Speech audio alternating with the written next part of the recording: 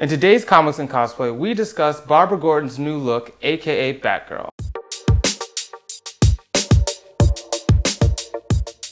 So if you didn't hear the news last week, DC gave us a sneak peek at the new upcoming Batgirl creative team that's going to be taking over this fall once Gail Simone leaves to go work on her next project.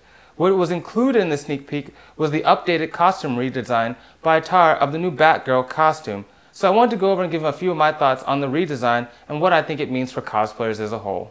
So I have to admit, when I first saw the costume, I wasn't immediately in love with it, but it grew on me over time. Especially once I looked at it a lot more and saw all the intricate work Tarr had put into it. And a lot of the praise I saw initially only was praising the costume based on the fact that it was a much more practical female costume that was grounded in reality. But I think this ignores the simple fact that all superhero costumes are impractical, and none of them are very realistic, and that's why they're fun and people like cosplaying, because it's this imaginary fantasy that's a lot more intricate and interesting than real life. Plus, it ignores the fact that I don't understand why this purple costume is much more practical in the leather jacket than her black spandex suit that she wore before. And it takes away credit from all the ingenious creative elements and design choices that Tarr put in this redesign. Specifically, I like that it's so unique at every level and much more original than the typical superhero costume. That just typically features a body spandex suit that has the logo plastered across the chest and some side paneling work. No, this costume is really unique and different at almost every level. I really like that they're wearing the leather jacket here, and which is a design element you don't see in most female costumes, unless it's a Jim Lee design from the 90s X-Men.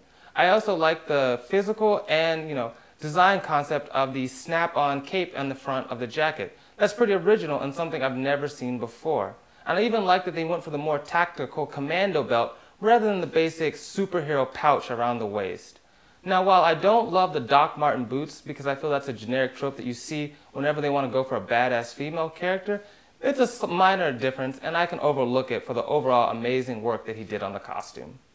With all that said, this costume is definitely not new cosplayer friendly, given all the intricate pattern work that needs to go into it, and given the fact that a lot of the aspects of this costume are not parts of pieces of clothing that exist in normal everyday clothing wear, and it's going to require a lot of custom work to be done to create the purple leather jacket, as well as the giant yellow bat symbol that needs to go on the front.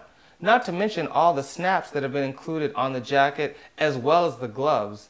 And the tights themselves don't give you much help, seeing as how you can't use a basic pair of purple tights, that they've added the black panel along the left and right outside leg portions.